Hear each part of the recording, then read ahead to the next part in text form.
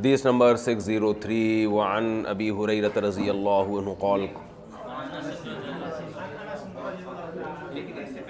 اس سے پہلے والی رہ گئی تھی بھائی.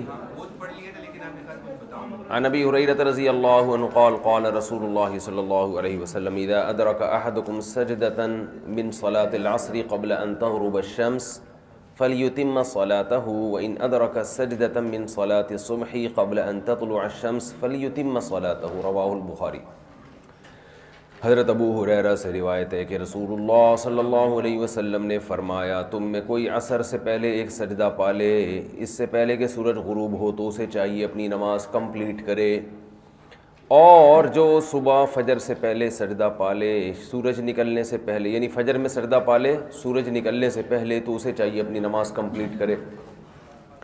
اب یہ جو حدیث ہے نا، اس میں تو صاف طور پہ بتایا ہے کہ ایک رکعت، کیونکہ سجدہ سے رکعت کمپلیٹ ہوتی ہے نا، تو وہ جو پہلے والی حدیث تھی نا، من ادرک رکعۃ قبل طلوع الشمس فقد ادرک الفجر، جس نے رکعت پالی سورج طلوع ہونے سے پہلے تو اس نے فجر کی نماز پالی. ادھر توجہ. تو اس میں نے بتایا تھا امام طحاوی رحمہ اللہ تعالیٰ اس کا کیا مفہوم بیان کرتے ہیں کہ جو نابالغ بالغ ہو گیا، جو غیر مسلم مسلمان ہو گیا، جو حائضہ عورت پاک ہو گئی، اتنی دیر میں جتنی دیر میں وہ نماز کی نیت باندھ سکتی تھی، تو اس نے نماز کا ٹائم پا لیا. تو ٹائم پا لیا کا مطلب یہ ہوگا، رکعت کنایہ ہے دخول فی الصلاۃ سے، کہ اتنا ٹائم کہ رکعت کنایہ ہے نماز سے، نماز کا ٹائم پا لے، اور ادرکہ کا معنی ہے کہ اس پر وہ نماز فرض ہو گئی. سمجھ رہے ہیں؟ باقی جو دوسری حدیث ہے جس میں اس حدیث میں وہ تعویل نہیں چلے گی، اس میں صاف الفاظ ہیں کہ جس نے ایک سجدہ پا لیا فَلْيُتِمَّ صَلَاتَهُ، اسے چاہیے کہ وہ اپنی نماز مکمل کرے. تو امام طحاوی رحمہ اللہ تعالیٰ نے اس دوسری حدیث کو منسوخ قرار دیا ہے. پہلی والی کا تو دوسرا مفہوم بیان کیا نا، وہ جو انہوں نے مفہوم بیان کیا، اور یہ دوسری والی کو انہوں نے منسوخ قرار دیا. منسوخ کس حدیث سے قرار دیا؟ ان تمام احادیث سے جن میں مکروہ وقت میں نماز پڑھنے سے منع کیا گیا ہے. یہاں بہت سارے اشکالات ہوتے ہیں. ایک اشکال تو یہ ہوتا ہے کہ جن احادیث میں مکروہ وقت میں نماز پڑھنے سے منع قرار دیا، اگرچہ وہ ٹھیک ہے، بہت مشہور صحاح کی احادیث ہیں، لیکن احناف کا اصول یہ ہے کہ النہی عن التصرفات الشرعیہ یقتضی مشروعیتہا. کسی شرعی عمل سے جب روکا جائے گا نا، تو یہ اس کی علامت ہے کہ وہ شرعی عمل درست ہو جائے گا، تبھی تو روکا جا رہا ہے. تو جب مکروہ وقت میں نماز سے ہمیں روکا جا رہا ہے تو یہ اس کی علامت ہے اس وقت نماز ادا ہو جاتی ہے، البتہ گناہ ملتا ہے. نماز ادا ہو جائے گی، البتہ گناہ ملے گا.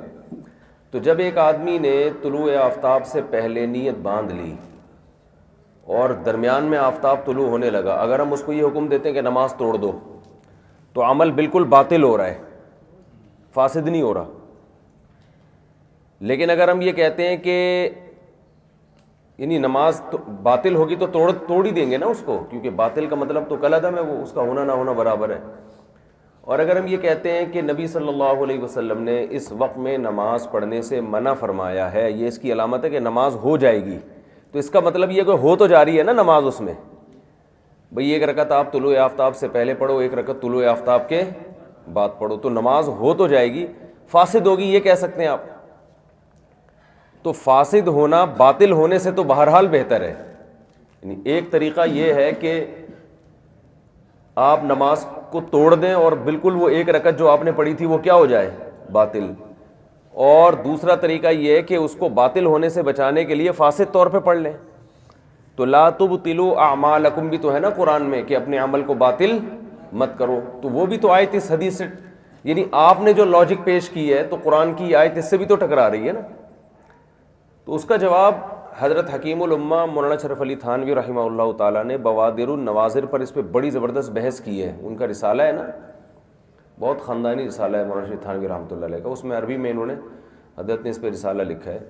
اس میں اس کا جواب یہ دیا ہے کہ یہ جو حدیث میں آتا ہے نا کہ نبی صلی اللہ علیہ وسلم نے مکروہ وقت میں نماز پڑھنے سے منع کیا ہے، تو یہ نہیں نفی کے معنی میں ہے. ایک تو یہ کہ یہ قاعدہ کلیہ نہیں ہے کہ تصرفات شرعیہ سے ممانعت یہ مشروعیت ہی کی، یہ اکثری قاعدہ ہے، کلی نہیں ہے۔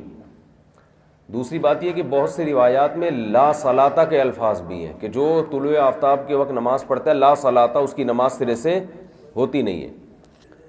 تو اگرچہ لا نفی جنس بھی بعض دفعہ مشروعیت کی نفی کے لیے ہوتی ہے، مشروعیت کی نفی کے لیے نہیں ہوتی، کمال کی نفی کے لیے ہوتی ہے۔ لیکن دونوں طرف جب احادیث ہیں تو کہتے ہیں کہ ہم نے نماز کو اگر ہم بالکل باطل قرار دیں تو اس کی قضا لازم آئے گی، باطل قرار نہ دیں تو قضا لازم نہیں آئے گی۔ تو احتیاط کا تقاضا یہ کہ باطل قرار دیا جائے تاکہ مبتلا بھی پر قضا لازم ہو۔ تو احتیاطاً ہم نے طلوع آفتاب کے وقت نماز کو فاسد کہنے کے بجائے احتیاطاً ہم نے باطل کہا ہے، یہ انہوں نے اس کا جواب دیا ہے، سمجھ رہے ہو؟ لیکن بہت سارے اشکالات پھر بھی ہوتے ہیں۔ اشکالات یہ ہوتے ہیں کہ نبی صلی اللہ علیہ وسلم نے یہ جو فرمایا نا کہ من ادرکا، جو سجدہ پا لے طلوع آفتاب سے پہلے فلیتم صلاتہ، سے چاہیے کہ اپنی نماز مکمل کرے، تو اس حدیث کی کوئی مزیدار تعویل بنتی نہیں ہے، تو صاف طور پہ حکم ہے نا کہ کمپلیٹ کر لے اس کی نماز کو۔ یہی وجہ ہے کہ امام ابو یوسف رحمہ اللہ تعالی حنفیہ میں اسی کے قائل ہیں کہ اگر کسی نے نیت باندھ لی اور اسے پتہ چلا کہ سورج طلوع ہو رہا ہے تو وہ نماز توڑے نہیں بلکہ کمپلیٹ کرے وہ نماز۔ اور وہ کہتے ہیں کہ وہ احادیث جن میں اس وقت میں سجدہ کرنے سے منع کیا گیا ہے تو ان پر بھی عمل کرے اور اس حدیث پر بھی عمل کرے، دونوں پر ایسے عمل ہوگا کہ اسی وقت توقف اختیار کر لے، یعنی نماز کو توڑے نہیں بلکہ نماز میں رک جائے، خاموش کھڑا رہے، جب سورج ایک نیزے تک بلند ہو جائے نا اور مکروہ وقت گزر جائے تو پھر آگے نماز کو کنٹینیو کرے۔ تو امام یوسف کا قول دلائل کے لحاظ سے بہت مضبوط ہے۔ اس میں حنفیہ کا مشہور قول تو یہی کہ نماز بس توڑ دینا، لیکن امام یوسف کا قول اس میں دونوں طرح کی احادیث میں جمع ہو رہا ہے، سمجھتے ہو؟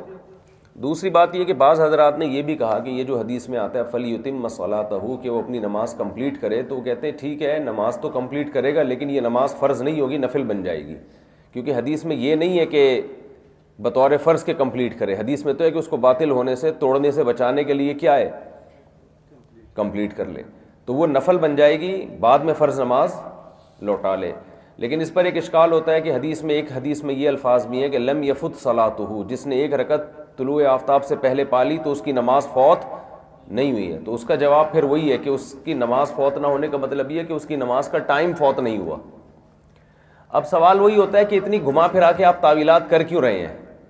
گھما پھرا کے تعویلات اس لیے کر رہے ہیں کہ ایک حدیث تو یہ ہے جس میں طلوع آفتاب کے وقت نماز سے منع کیا گیا ہے، لیکن حقیقت یہ ہے کہ اس کا بھی امام شافعی نے بڑا خاندانی جواب دیا ہے کہ بھائی حدیث میں طلوع آفتاب کے وقت سے نماز سے روکا گیا ہے، تو وہ کہتے ہیں ہم یہ تھوڑی کہتے ہیں کہ فجر میں اتنی تاخیر کرو کہ طلوع آفتاب کے وقت آپ نماز پڑھو، اس سے پہلے ایک رکعت پڑھو، یہ تو حدیث میں ہے اتفاق سے کبھی ایسا ہو جائے۔ یعنی دونوں طرح کی احادیث میں جو تطبیق امام شافعی نے جو طریقہ اختیار کیا وہ بہت واضح ہے۔ وہ کہہ رہے ہیں جن احادیث میں آتا ہے کہ اس وقت نماز حرام ہے تو مطلب یہ ہے کہ اتنی تاخیر نماز میں جائز نہیں ہے، کسی شخص کو یہ اجازت نہیں ہے کہ فجر کو اتنا ڈیلے کرے کہ ایک رکعت کا ٹائم باقی رہ جائے۔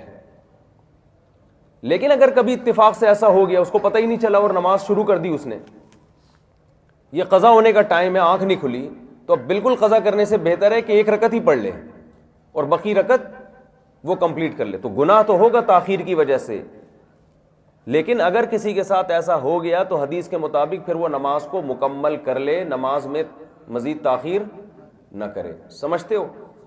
تو اس حدیث دونوں جو حدیثوں میں ٹکراؤ تھا نا، وہ دوسرے جمہور کے مذہب پر تو کوئی اشکال ہوتا ہی نہیں ہے۔ تو احناف نے یہ جو اتنی تعویلات کی ہے نا، اصل میں ایک اور حدیث ہے جو اس حدیث کے اگینسٹ ہے، وہ حدیث ہے لیلۃ التعریس والی۔ نبی صلی اللہ علیہ وسلم نے، بخاری مسلم کی حدیث ہے، رات کو آپ صلی اللہ علیہ وسلم نے آرام کیا، پڑاؤ ڈالا، تو حضرت بلال رضی اللہ تعالیٰ عنہ کو حکم دیا اذان کہیں، کسی کی بھی آنکھ نہیں کھلی، تو سورج کی جب کرن چہرے پر لگی ہے تو آنکھ کھلی، تو آپ صلی اللہ علیہ وسلم نے اس وقت فجر نہیں پڑھی۔ بلکہ حدیث الفاظ ہیں حتیٰ اذا ارتفعت الشمس، عبداللہ بن عباس فرماتے ہیں کہ جب سورج بلند ہو گیا، وہ جو مکروہ وقت ہے نا وہ گزر گیا، تو اس وقت نبی صلی اللہ علیہ وسلم نے نماز پڑھی ہے۔ اس پر اشکال یہ ہوتا ہے کہ وہ تو حدیث میں آتا ہے کہ یہاں چونکہ شیطان کے اثرات ہیں، نماز شیطان کی وجہ سے قضا ہوئی ہے نا، تو اس لیے آپ صلی اللہ علیہ وسلم نے اس جگہ سے کوچ فرمایا۔ اس کا جواب یہ ہے کہ دونوں حدیثیں ہیں، شیطان کے اثرات ہونے سے تو معمولی سا کوچ کرنا بھی کافی تھا، لیکن حدیث میں الفاظ کے ارتفعت الشمس، سورج کے بلند ہونے کا آپ صلی اللہ علیہ وسلم نے انتظار کیا، ورنہ شیطان تو نبی صلی اللہ علیہ وسلم کے ساتھ نماز میں اور بھی موقع پر حاضر ہوا ہے، مگر اس میں آپ صلی اللہ علیہ وسلم نے نماز کو موقوف نہیں کیا۔ مشہور حدیث ہے کہ آپ نے فرمایا شیطان نماز میں میرے پاس آیا، میں اگر چاہتا تو اس کو باندھ دیتا رسیوں سے اور بچے پھر اس کے ساتھ کھیلتے، لیکن مجھے سلیمان علیہ السلام کا عہد یاد آیا کہ جنات اللہ نے کس کے قابو میں دیے تھے؟ سلیمان علیہ السلام کے قابو، اس لیے میں نے اس کو قید نہیں کیا۔ تو وہاں واضح بات یہ ہے کہ نبی صلی اللہ علیہ وسلم نے فجر کی نماز نہیں پڑھی کیونکہ وہ مکروہ وقت تھا۔ آپ یہ کہہ سکتے ہیں کہ نماز جب قضا ہو گئی تو پھر احتیاط اسی میں کہ مکروہ وقت میں نہ پڑھی جائے، سمجھ رہے ہو؟ آپ یہ کہہ سکتے ہیں نا کہ جب نماز قضا ہی ہو گئی تو اب مکروہ وقت میں پڑھنا تو ٹھیک ہے، نہیں ہے، بات تو اس کی ہو رہی ہے کہ ابھی قضا ہوئی نہیں ہے، ایک رکعت آپ کو طلوع آفتاب سے پہلے مل گئی ہے۔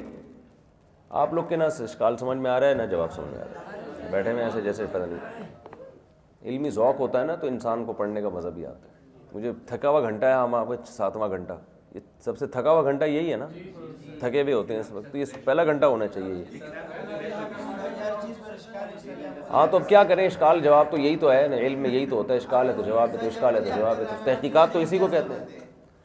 اور میں تو بہت مختصر کر کے بتا رہا ہوں کیونکہ میں اگر پوری ڈیٹیل پورا تو 2 مہینے اسی میں لگ جائیں، تو میں تو خلاصے کے طور پر بیان کر رہا ہوں۔ آگے چلو، اس کا جواب یہ ہے کہ دوسری حدیث میں آتا ہے، صحیح حدیث ہے، من نسی عن صلاۃ او نام عنها فلیصلیھا اذا ذکرھا فإن ذلک وقتھا، اور ایک حدیث میں آتا ہے فإن ذلک کفارۃ لھا، کہ جو نماز بھول جائے یا سو جائے تو جب اس کی آنکھ کھلے گی یا جب اس کو یاد آئے گا تو اس وقت فوراً پڑھے، وہ یہی اس کا ٹائم ہے اور یہی اس کا کفارہ ہے کہ فوراً پڑھے۔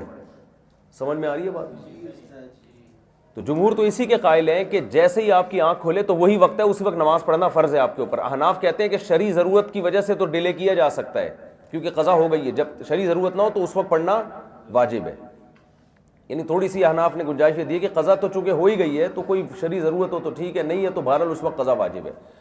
اب سوال یہ پیدا ہوتا ہے کہ نبی صلی اللہ علیہ وسلم کی جب آنکھ کھلی تھی سورج کی کرن کے ساتھ تو حدیث کے مطابق وہی وقت تھا فجر کا، فإن ذلک وقتھا، وہی وقت تھا فجر کا، اس کے باوجود آپ صلی اللہ علیہ وسلم نے اس وقت میں نماز نہیں پڑھی ہے۔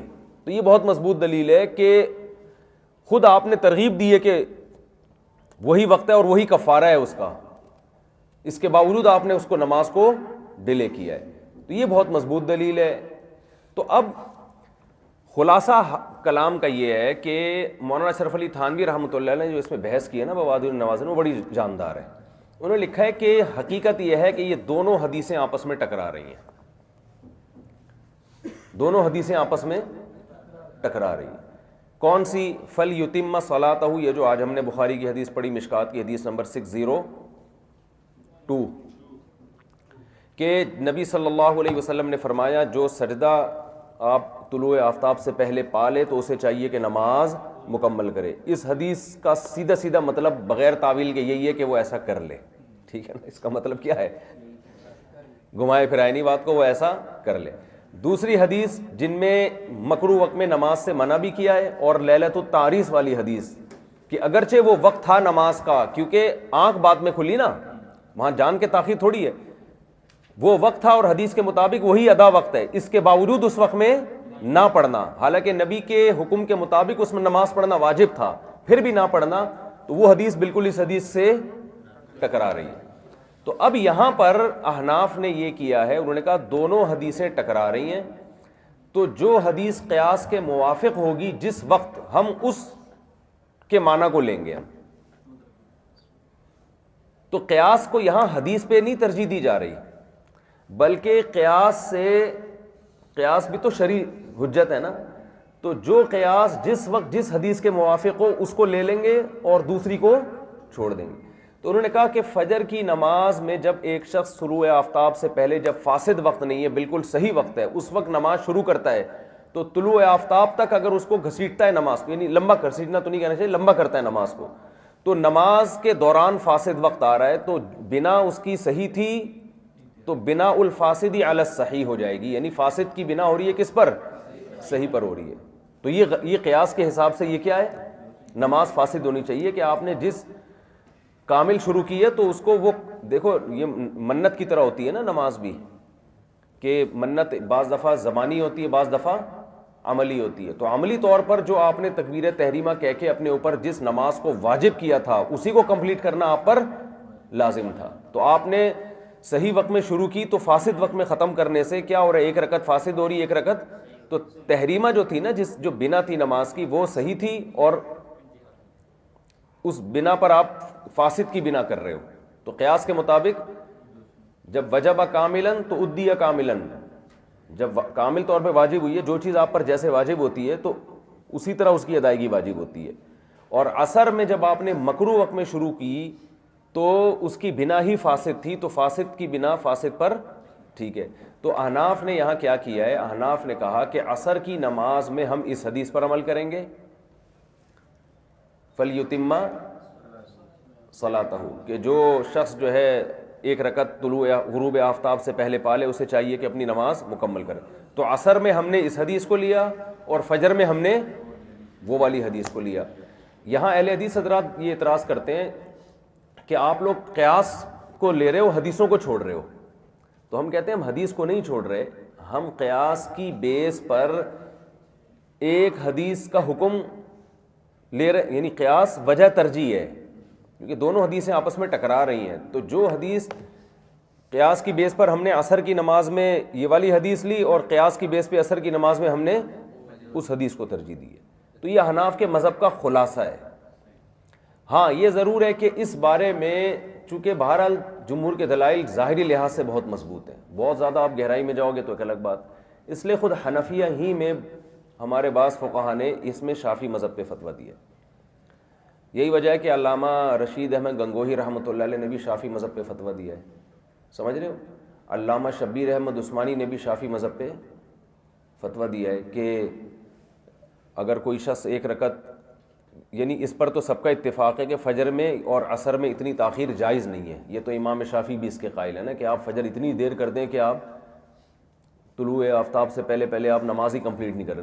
لازم ہے آپ پر کہ آپ نے طلوع آفتاب سے پہلے سلام پھیرنا ہے. تو یہ جب ہے جب اتفاق سے ایسا ہو جائے تو پھر کیا کریں. تو علامہ شبیر احمد عثمانی فتح الملہم میں اور الکوکب الدری میں علامہ رشید احمد گنگوہی کا فتویٰ یہی ہے، اور حضرت مفتی تقی عثمانی صاحب کا رجحان بھی بین ہے. وہ کہتے ہیں ٹھیک ہے فقہ حنفی ہے، لیکن اگر کوئی اس بارے میں فقہ حنفی کی رائے پر عمل نہیں کرتا تو دوسری طرف بھی بہت مضبوط دلائل ہیں، وہ قابل ملامت، حنفی ہو کے بھی اگر وہ اس پہ فقہ حنفی پر عمل نہیں کرتا تو وہ قابل ملامت نہیں ہے. سمجھتے ہو کہ نہیں سمجھتے تو وہ اسی رائے پر عمل کر لے تو بھی ٹھیک ہے. اور علامہ رشید گنگوہی نے تو بہت اس پہ سخت وہ کیا ہے، لیکن مولانا تھانوی رحمۃ اللہ علیہ کی رائے وہی ہے جو عام حناف کی رائے ہے. مفتی رشید احمد صاحب رحمۃ اللہ علیہ نے یہ لکھا ہے کہ اس میں حناف کے دلائل کمزور ہیں، لیکن مقلد پر لازم ہے کہ وہ ابو حنیفہ کی رائے کو اس لیے فالو کرے کہ سارے دلائل ہم تک پہنچے نہیں ہیں. دوسری بات ہے کہ مجتہد جس نظر سے سوچتا ہے وہ ضروری نہیں کہ وہ دوسرا مجتہد اسی نظر سے سوچتا ہو. تو امام حنیفہ کی نے کس بیس پر فتویٰ دیا، ان کی کیا، وہ پوری بات ہم تک پہنچی نہیں ہے. بہت ساری باتیں ایسی ہیں نا، بہت ساری کتابیں ضائع ہو گئیں، بہت سارے حدیث کی کتابیں ایسی ہیں جو مخطوطات ہیں، ابھی چھپی نہیں ہیں. یہ مصنف ابن ابی شیبہ تو بہت بعد میں چھپی ہے، پتہ ہے آپ کو یہ بات، حالانکہ اس میں بہت سارے احناف کے مستدل ہیں جو بعد میں سامنے آئے. تو بہت ساری کتابیں جو تاتاریوں کا حملہ ہوا تھا بغداد میں، بہت سارا احناف کا علمی سرمایہ وہاں ضائع ہوا ہے. تو اس کا بھی بہت زیادہ امکان ہے کہ بہت ساری روایات اس طرح سے ضائع ہوئی ہیں. تو عین ممکن ہے امام حنیفہ تو، یعنی حضرت کا موقف میں پیش کر رہا ہوں کہ حضرت کی رائے یہ تھی کہ امام حنیفہ رحمہ اللہ تعالیٰ نے ان احادیث کے ہوتے ہوئے بھی فتویٰ اسی پر دیا ہے کہ جبکہ یہ حدیث ان کو معلوم بھی تھی، یا تو نا مجتہد کو معلوم نہ ہو، پھر بھی مجتہد کی بصیرت یہ کہہ رہی ہے کہ نہیں یہ جائز نہیں ہے. تو امام صاحب کوئی چھوٹے آدمی نہیں تھے، اور پھر صاحبین بھی اس میں ان پر متفق ہیں. تو حضرت کی رائے یہی ہے کہ ایک اپنی جہالت کا اعتراف کیا جائے، بھائی ہمیں اس کا جواب معلوم نہیں ہے, وہ زیادہ پڑھے لکھے تھے. لیکن بہرحال دوسری طرف بھی احناف کہ اتنی واضح اور صحیح روایت ہے, تو یہ نظریہ کا اختلاف ہوتا ہے. کسی کا مقصد بھی اس میں اندھی تقلید نہیں ہے, کسی کا مقصد بھی اس میں نبی کی بات کو چھوڑنا نہیں ہے, نبی ہی کی بات کو فالو کرنا ہے. اگر کوئی حدیث کے مقابلے میں امام حنیفہ کی بات کو لے رہا ہے تو یہ مطلب اس کا نہیں ہوتا کہ میں حدیث کو چھوڑ رہا ہوں, مطلب یہ ہوتا ہے کہ بھائی حدیث مجھ سے زیادہ کون سمجھتا تھا, ابو حنیفہ سمجھتے تھے. تو وہ حدیث, یہ جو بدگمانیاں آ کر معاشرے میں آ گئی ہیں نا کہ میں ہی حدیث کو جانتا ہوں باقی کوئی نہیں جانتا, یہ طریقہ غلط ہے. تو ہر ایک کا اپنا ایک اسٹائل ہوتا ہے, ہر ایک کا اپنا ایک انداز ہوتا ہے. تو دونوں طرف ہمارے اکابر گئے ہیں. بعض نے کہا کہ بھئی اس حدیث کے ظاہر کو لیں گے ہم, اور جس میں رشید گنگوئی رحمۃ اللہ علیہ تو بہت وہ تھے نا, آپ کو بڑے متسلب تھے. تو حضرت مفتی تقی صاحب کی بھی رائے یہی ہے کہ احتیاط اسی میں کہ حناف کے مذہب پر عمل کیا جائے, لیکن کوئی اگر اس حدیث کی بیس پر اس پر عمل کرتا ہے تو بھی ٹھیک ہے, تو اس میں کوئی شدت جائز نہیں. یہ حدیث ان احادیث میں سے ہے جن کے بارے میں خود حنفیہ نے اعتراف کیا کہ اس میں احناف کا موقف کمزور ہے. بعض حنفیہ نے اعتراف کیا کہ اس میں احناف کا موقف کمزور ہے, لیکن مولانا شریف تھانوی رحمۃ اللہ علیہ بھی بہت بڑے محقق تھے, انہوں نے اس کا اعتراف نہیں کیا کہ احناف کا موقف کمزور ہے. انہوں نے یہ تقریر کی ہے جو میں نے آپ کے سامنے کی ہے کہ احناف نے دونوں حدیثوں پر عمل کیا ہے, کیونکہ دونوں آپس میں کیا ہیں, ٹکرا رہی ہیں. تو دونوں اپنی اپنی رائے. تو فتویٰ کس پہ دیا جاتا ہے؟ خلاصہ یہ نکلا کہ فتویٰ کس پہ دیا جائے گا. تو ہمارے ہی مدارس میں اکثر تو فتویٰ فقہ حنفی پہ ہی دے رہے ہیں, اور بعض جگہوں پر اس کے اگینسٹ بھی فتویٰ دیا جاتا ہے. دارالعلوم کرنگی میں اس کی گنجائش دی ہے, دارالعلوم کرنگی کے فتوے میں, کہ کوئی اس پر بھی عمل کرے, ٹھیک ہے. جامعۃ الرشید سے بھی فتویٰ شائع ہوا, وہ 2 مفتیوں کے دستخط ہوئے تھے, باقیوں کا اتفاق ابھی نہیں ہوا, وہ چل رہا ہے. تو اس میں یہ ہے کہ اس پر عمل کرے. تو مطلب یہ کہ اس میں شدت جائز نہیں ہے, کوئی بھی کسی بھی رائے کو فالو کر لے. سمجھ میں آتی ہے بات؟ اچھا, دوسرا ان فروعی مسائل میں, اختلافی مسائل میں, یہ جو بعض باطل لوگوں کا طریقہ ہے نا کہ نہیں جب تک مسئلہ حل نہیں ہوگا ہم آگے نہیں چلیں گے, تو مسئلہ قیامت تک حل نہیں ہوگا. سمجھ رہے ہو کہ جو مسئلہ بڑے بڑے علاموں سے حل نہیں ہوا وہ آپ سے کہاں حل ہوگا. تو اس میں یہی ہے کہ بھائی جس کو جو سمجھ میں آ رہا ہے کرے اور پتلی گلی سے نکلے. اور بھی غم ہے زمانے میں محبت کے سوا. تو یہ اہل باطل کا, اس دور کے اہل باطل کا ہے کہ نہیں جی اس کو حل کرنا ہے, تو حل نہ رفع الیدین کا مسئلہ کیا حل ہوگا. یہ جتنے مجتہدین کے درمیان اختلافی مسائل ہیں یہ اس وقت حل نہیں ہوئے جبکہ اس وقت دلائل زیادہ تھے اور تفقع اور بصیرت بھی زیادہ تھی. تو آج کہاں سے حل ہوں گے؟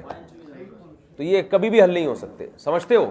بس اس میں امت کو یہ سکھایا کہ اختلاف کا تحمل کرو, جو جس رائے پر عمل کر رہا ہے اس کو جانے دو اور آگے بڑھو, کوئی اور کام کرو. چلو جی. مسلمان ہو جائے یا بالغ ہو جائے اور اس کے بعد صرف ایک رکعت نماز شروع کرنے کا وقت ہوگا تو اس پر نماز واجب اسی قضا اٹھائے گا. تو حکم وجوب کے لیے تو قدرت ممکنہ کی کم از کم ضرورت ہے نا کہ وہ 4 رکعت میں پڑھ سکیں. تو صرف نیت نہیں, قدرت ممکنہ کی ضرورت نہیں ہے نماز کے لیے. ہاں قدرت ممکنہ تو اسی کو کہتے ہیں نا, قدرت میسرہ کی ضرورت نہیں ہے. زکوٰۃ کے لیے قدرت میسرہ ضروری ہے, نماز کے لیے ممکنہ کا مطلب امکان, وہ تو بہت توہم بھی ہو, وہ تو حسامی میں پوری ڈیٹیل آپ پڑھ لیں نا. اچھا ہاں,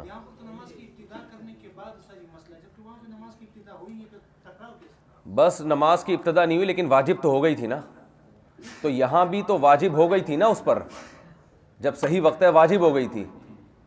تو جب واجب ہو گئی تھی تو اس کو مکروہ وقت میں کمپلیٹ کرنا اگر واجب ہوتا تو مکروہ وقت میں شروع کرنا بھی واجب ہوتا, کیونکہ نبی پر بھی نماز واجب ہو گئی تھی نبی کی حدیث کے مطابق. تو آپ نے مکروہ وقت میں کیوں شروع نہیں کی اس کو؟ سمجھ رہے ہیں؟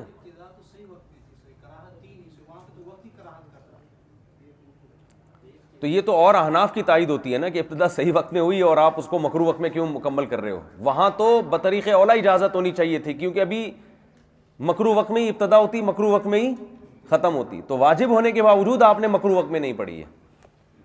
سمجھتے ہو بھائی؟ تعارض اس طور پر ہو رہا ہے کہ مکروہ وقت میں جبکہ نماز آپ پر لازم تھی, اس کے باوجود آپ نے, کیونکہ حدیث کے مطابق وہی اس کا وقت ہے جب آنکھ کھل جائے. تو لیلت تعریس میں جب نبی کی آنکھ کھلی صلی اللہ علیہ وسلم تو وہ وقت تھا, وہ واجب وقت تھا, اس سے مزید ڈیلے کرنے میں نماز قضا ہو رہی تھی, مگر آپ نے قضا ہونی دی مگر مکروہ وقت میں نہیں پڑھی آپ نے. سمجھتے ہو؟ یہ بہت مضبوط دلیل ہے. چلیں لیکن بہرحال دونوں طرف دلائل ہیں. چلو جی, یہ جو ہم پڑھتے ہیں نا احناف کی یہ دلیل ہے اور فلانے کی یہ دلیل ہے اور فلانے کی یہ ترجیح ہے, یہ صرف مجتہدین کی اس کے ایک لاجک بیان کرنے کے لیے کہ ان کی نظر میں کیا کیا دلائل تھے. باقی یہ بحثیں ساری کمپلیٹ ہو چکی ہیں, تبھی مذاہب بن چکے ہیں. جو فقہ شافعی کو فالو کر رہا ہے وہ بھی ٹھیک ہے, فقہ حنفی کو فالو کر رہا ہے وہ بھی ٹھیک ہے. سب نے اپنے اپنے طور پر جو جس کو سمجھ میں آیا اس نے اس پر عمل کیا اور فقہ مدون ہو گیا. ہم اہل حدیث حضرات سے یہ کہتے ہیں مزید امت کو دلائل کے نام پہ آپ الجھاؤ نہیں. مدرسوں میں تو اس لیے دلائل پڑھے جاتے ہیں طلبہ کو مجتہدین کا پتہ تو چلے نا کون کس دلیل سے سوچتا تھا. یہ اس لیے نہیں پڑھایا جاتا کہ اب آپ خود مجتہد بن کے نئی تحقیق لے کر آئیں مارکیٹ میں. تحقیق وہی ہے جو ہو چکی ہے, اسی پہ فتویٰ دینا پڑے گا آپ کو. یہ تو صرف تاکہ دین محفوظ رہے اور آپ کو مستدلات ان کے معلوم ہو کہ مجتہدین کی کیا کیا نظر تھی اور کس کس طرح سے وہ سوچتے تھے. تو اس میں کرنا کچھ نہیں ہے, کرنا یہی ہے کہ فقہ بھی مدون ہو چکا, فتویٰ بھی, مفتہ بھی, قول بھی ہر مذہب میں مدون ہو چکے ہیں, وہ فتویٰ اسی پہ دینا ہے. سمجھتے ہو؟ اب یہ نہیں کہ ان کی تحقیق ہے تو ایک نیا فتویٰ نکال دیا, ان کی تحقیق ہے تو نیا فتویٰ نکال دیا. ہاں احناف میں ہی محققین میں ہی اختلاف ہو جائے یا شوافع کے ہی محققین میں آپس میں اختلاف ہو جائے تو پھر ان کے یہاں دونوں قول ہوتے ہیں. پھر وہ ایک مشہور بات ہے کہ احوط یہ ہے ایسر یہ ہے, فقہ کی اصطلاح ہے نا, اس میں احتیاط ہے اور یہ کیا ہے آسان. احتیاط پر عمل کرنا ہے تو اس قول پہ کر لو, آسانی پر عمل کرنا ہے تو اس قول پہ عمل کر لو. چلیں جی. تو اگر جمہور کی جو احادیث ہے کہ جہاں پر نماز شروع کرنے کے بعد یعنی اس کو پورا کیا جائے اور احناف کا مطلب یہ کہ نماز کو ختم کیا جائے, تو احناف تو اقیم الصلاۃ پر اگر عمل ہو اور وہ جو ہے فلا تبطلوا پر عمل, دونوں آیتوں کو ہاں یہ بھی ٹکراؤ ہے نا. لا تبطلوا اعمالکم, یہ والی آیت سے شوافع کی تائید ہو رہی ہے اپنے اعمال کو, اور احناف تو اس آیت سے بہت جگہ پر استدلال کرتے ہیں شوافع کی. تبھی تو رشید احمد گنگوہی رحمۃ اللہ علیہ نے اسی آیت کو بیس بنا کر اس بارے میں شافعی مذہب کو راجح قرار دیا کہ اپنے اعمال کو باطل نہ کرو. اب آپ نے شروع کر دی فجر کی نماز, تو اگر آپ اس کو توڑتے ہیں تو وہ بالکل باطل ہو جاتی ہے. تو اسی وجہ سے خود احناف میں امام یوسف اس کے قائل ہیں کہ باطل نہیں کرو. امام یوسف کا قول بڑا مضبوط ہے اس بارے میں, فلیتم صلاتہ, کہہ رہے ہیں نماز کمپلیٹ کرو, لیکن یہ تھوڑی ہے کہ فوراً کر لو, رک جاؤ, جب سورج طلوع ہو جائے اوپر چلا جائے تو پھر آگے سے شروع کر دو. لیکن اتنی لمبی نماز آج کل پبلک پڑھے گی نہیں. ٹھیک ہے نا, 20 منٹ تک کھڑے رہیں گے وہ. ہاں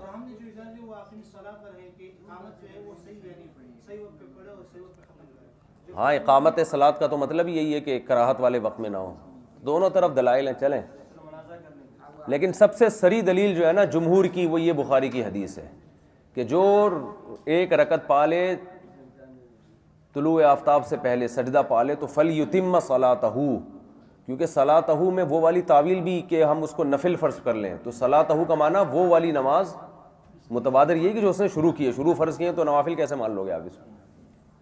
سمجھتا نہیں ہے نا بات کو, جب نہیں پڑھے گا رات کو تو کیسے سمجھے گا بات کو. چلیں وعن انس رضی اللہ عنہ قال قال رسول اللہ صلی اللہ علیہ وسلم من نسی صلاة او نام عنها فکفارتها ان یصلیها اذا ذکرها وفي روایت لا کفارۃ لها الا ذلك.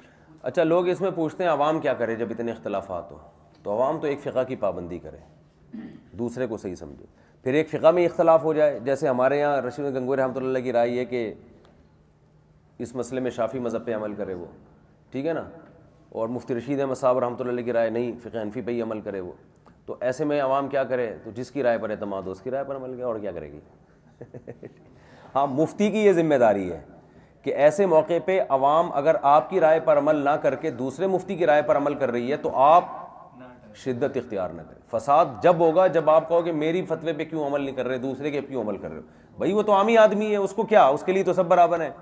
تو اگر وہ اس کے فتوے پر عمل کر رہا ہے تو آپ کا ظرف پھر وسیع ہونا چاہیے. میرے ساتھ کسی نے کوئی اختلافی مسئلہ پوچھا تو میں نے اس کو مسئلہ بتایا, کہہ رہے ہیں فلاں مفتی صاحب تو کچھ اور بتاتے ہیں. میں نے کہا وہ تو آپ ان پر عمل کر لیں. کہہ رہے نہیں, پھر صحیح کون ہے ان میں؟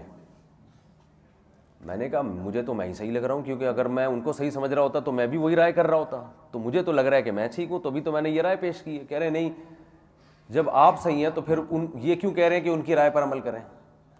میں نے کہا اس لیے کہ آپ کے لیے آپ پر شرعاً اتنا ہی واجب ہے کہ آپ جس پر اعتماد ہو, جس کی رائے آپ کو لگے کہ یہ زیادہ ماہر مفتی ہے, تو آپ اس کی رائے پر عمل کر لیں. تو آپ کو جب یہ لگ رہا ہے کہ وہ زیادہ ماہر مفتی ہیں تو آپ ان کی رائے پر عمل کر لیں. کہنے جب وہ غلط ہیں اور آپ صحیح ہیں تو پھر آپ مجھے یوں کہہ رہے ہیں ان کی رائے پر عمل کریں. میں نے کہا چلو پھر میری رائے پر عمل کر لیں جب آپ کو میں صحیح لگ رہا ہوں. کہہ رہے نہیں مجھے تو نہیں لگ رہا, میں تو اب پوچھ رہا ہوں. تو فضول اس کا قیامت تک کوئی جواب. او بھائی میں میرے لیے صحیح ہوں نا, تیرے لیے تو دونوں صحیح ہیں نا. ٹھیک ہے نا, تو مجھے بھی مفتی سمجھ رہا ہے, اس کو بھی سمجھ رہا ہے. تو اگر فساد ڈالنا چاہو نا معاشرے میں, ایک ہی بات پہ جنگیں تلواریں چل سکتی ہیں. حل کرنا چاہو تو 2 منٹ میں حل ہو سکتا ہے مسئلہ. تو میں نے کہا آپ کو اگر ان پر اعتماد ہے تو آپ ان کی رائے پر عمل کریں, آپ جنت میں انشاءاللہ چلے جائیں گے. تکافل کے بارے میں یہی ہے نا, ہماری رائے یہ کہ ہم تکافل کو نہیں جائز سمجھتے, لیکن دوسری طرف حضرت مفتی تقی عثمانی صاحب جیسے اتنے بڑے علامے ہیں وہ جائز سمجھتے ہیں. تو اب عوام ہم سے جب پوچھتی ہے تو ہم سے یہی مسئلہ, ہم کہتے ہیں بھائی ہم سے جب پوچھتی ہے تکافل جائز نہیں, تو کہتے ہیں دارالعلوم والے تو جائز کہتے ہیں. تو میں ان سے یہی کہتا ہوں بھائی آپ کو وہ بڑے لوگ ہیں, ان پر آپ کو اعتماد ہے تو آپ بالکل عمل کریں اس رائے پر. یعنی آپ کیوں نہیں مانتے ہیں؟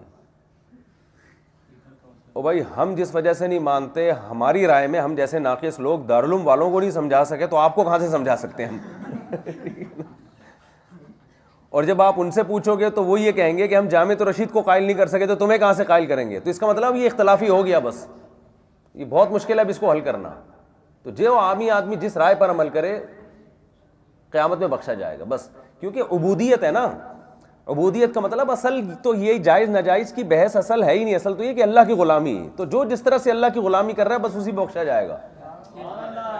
2 متضاد چیزیں بھی ایک وقت میں, مقصد اللہ کی غلامی ہے تو بس صحابہ نے نہیں عصر کی نماز قضا کر دی تھی اور ایک جماعت نے پڑھی تھی, 2 متضاد رائے تھی نا, لیکن دونوں کا مقصد اللہ کی غلامی. تو اللہ کہے گا ٹھیک ہے یہ بھی ٹھیک ہے وہ بھی ٹھیک ہے, تو ٹینشن لینے کا ہے ہی نہیں. اور چلو آگے بڑھو, پھر دوسرے مسائل ہیں اس میں. مسلمان قوم کے آگے بہت سارے دیکھو ہمارے فقہا نے کتنا شاندار کام کیا تھا. صدیوں پہلے فقہ کو مدون کر دیا, لوگوں نے کتابیں لے لی, اس پر عمل شروع کر دیا. آگے پھر یہ بحثیں چھوڑ دیں. چھوڑنے کا مطلب بھائی زندہ رکھنے کے لیے تو یہ دلائل پر بات ہوئی, لیکن محققین کی اجازت نہیں تھی کہ اب نیا مجتہد آ کے نیا کام کرے. اس کا فائدہ کیا ہوا ہے؟ پوری دنیا میں اسلامی خلافتیں قائم ہوئی ہیں کہ بھائی یہ اب کام بحث ہو چکا ہے, فقہ کمپلیٹ ہو چکا ہے, اب تلواریں لی انہوں نے, دنیا میں پھیل گئے. دیکھو جہاد کیا, قسطنطینیہ فتح ہوا. اگر سلطان محمد فاتح رفع الیدین کا مسئلہ بیٹھ کے حل کرنے لگ جاتا نا تو قسطنطینیہ فتح نہیں کر. اس کی فوج میں رفع الیدین والے بھی تھے, رفع الیدین نہیں کرنے والے بھی تھے, زور سے آمین بھی, آہستہ آمین بھی, سب چیزیں چل رہی تھی اور وہ بحثیں اپنی جگہ ہو رہی تھی. لیکن اس پہ یہ نہیں کہ مناظرے اور یہ کہ تو جب تک غلط ثابت نہیں ہوگا تو میں اس قیامت تک کرتے ہی رہوں گا. چھوڑ دیا ان بحثوں کو, بھائی ٹھیک ہے تو بھی ٹھیک ہے ہم بھی ٹھیک ہے, ہمارے یہ دلائل ہیں, تیری کھوپڑی میں آ جائیں ٹھیک ہے, نہیں آئے تو بھی ٹھیک ہے. ترکی فتح ہو گیا اور مسلمانوں کی خلافتیں کہاں اور کیا مسلمانوں نے حکومت کی ہے. اب جب سے خلافتیں گئیں تیل لینے, اب یہی ہو رہا ہے, ایک کلپ آتا ہے 20 رکعت تراویح, دوسرا آتا ہے ٹانگیں چوڑی, تیسرا آتا ہے ٹانگیں پتلی, چوتھا آتا ہے, کیونکہ اب کرنے دھرنے کا کام مسلمانوں کے پاس بچا نہیں. تو جب محلے میں جو عورت بیوہ ہو جاتی ہے نا, اس کا گھروں کو لڑانے کے علاوہ کوئی کام باقی, اگر اس کی بچیوں کی بھی شادیاں ہو گئیں, میاں کا بھی انتقال ہو گیا, تو وہ بہت خطرناک خاتون ہوتی ہے.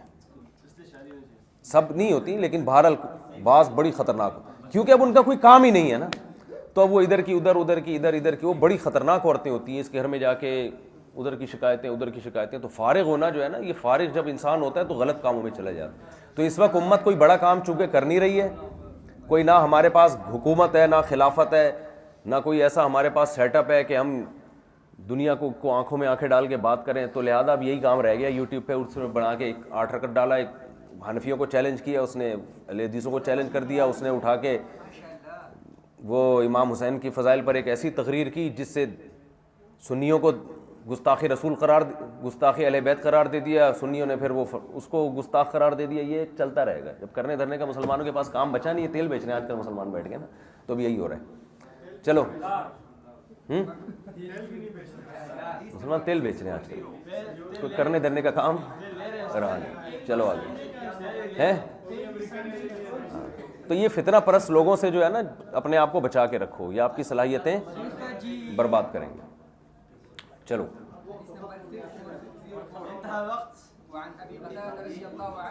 یہ جو کہتے ہیں نا بغداد کی خلافت کا خاتمہ ہوا اس لیے کہ یہ فروعی مسائل کی بحثیں بہت ہو رہی تھی, یہ بات غلط ہے. بغداد کی خلافت ایسی نہیں تھی کہ وہ ان مسائل میں لوگوں کو الجھائے. وہ تو بغداد کی رصدگاہ پتہ ہے نا کہ جہاں پر مسلم سائنٹسٹ بیٹھا کرتے تھے, بغداد میں رصد گاہیں تھیں. بغداد بہت بڑی بڑی ہزاروں کتابوں پر مشتمل لائبریریاں تھیں جہاں گورے جا کے علم حاصل کیا کرتے تھے. میتھمیٹکس کے بڑے بڑے علامے تھے وہاں پہ, سائنس ٹیکنالوجی کے بڑے بڑے علامے تھے. بغداد ایسا نہیں تھا. بغداد کی خلافت کا خاتمہ ہوا ہے, ایک شیعہ تھا جس نے تاتاریوں کو, ایک رافضی تھا نا, اس نے یہ گڑبڑ کی تھی, جو خلیفہ کا وزیر بن کے آستین کا سانپ بنا. میں نہیں کہہ رہا سارے شیعہ ایسے ہوتے ہیں, لیکن وہ ایسا تھا.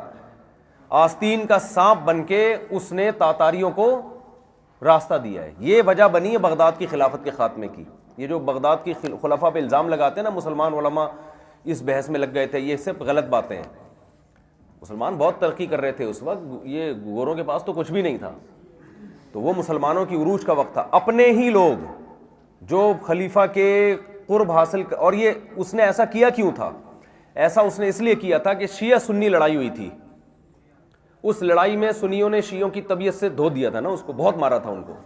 یعنی شیعہ سنی مناظرے ہو رہے تھے, ان مناظروں کے نتیجے میں آپس میں نفرتیں پھیلی, اس نفرت کے نتیجے میں شیعوں کو بہت مارا.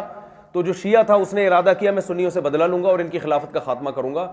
تو وہ بادشاہ کے بہت قریب ہوتے ہوتے مکھن پالش کر کر کے نا اس کا بڑا چمچہ بن کے بہت اوپر تک پہنچا, اور وہاں جانے کے بعد جب بادشاہ کا بہت قرب اس نے حاصل کیا تو پھر اس نے رابطہ کیا تاتاریوں سے اور بارڈر کھلوا کے ان کو اندر گھسنے کی اجازت دے دی. اس نے اینٹ شیڈ بجا دی. تو یہ وجہ بنی تھی. تو اس کی بیس بہرحال یہ مناظروں کی وجہ ہی بنی تھی. شیعہ سنی مناظرے بہت ہو رہے تھے اور اس میں نفرتیں پھیل کے آپس میں جنگ ہوئی, تلوار بازی ہوئی. تلوار بازی کے وہ جب وہ تو بہت تھوڑے سے اقلیت میں تھے تو وہ ہار گئے وہ, تو پھر انہوں نے اس طرح سے انتقام لیا. سمجھتے ہو؟ تو یہ ان چیزوں کا نتیجہ بہرحال یہی نکلتا ہے. چلو, مسلمان کو کبھی بھی کسی غیر نے نہیں مارا ہے, یہ ذہن میں رکھنا. مسلمان کو ہمیشہ سے مسلمان نہیں پیٹا ہے.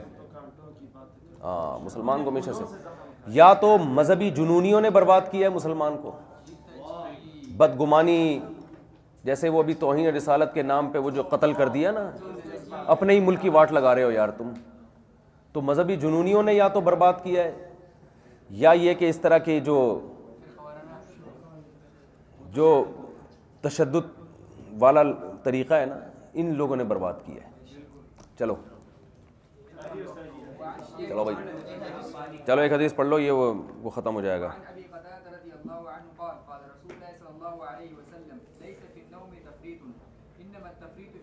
فرمایا کوتاہی نیند میں نہیں ہے, کوتاہی جاگنے میں, یعنی جاگتے ہوئے بھی اگر آپ نماز قضا کریں تو کوتاہی ہے. اگر غلطی سے بھولے سے آنکھ لگ گئی تو پھر اس میں گناہ نہیں ہے. آگے آپ نے فرمایا جب تم میں سے کوئی شخص نماز سے سو جائے یا بھول جائے تو فوراً پڑھ لے جب اس کو یاد آئے, یہی اس کا وقت ہے. فإن اللہ تعالیٰ قال اقیم الصلاۃ لذکری, اللہ تعالیٰ کا حکم ہے. تو پتہ چلا وقت پہ نماز پڑھنا. تو یہ وہ حدیث ہے جو حناف کا مستدل ہے.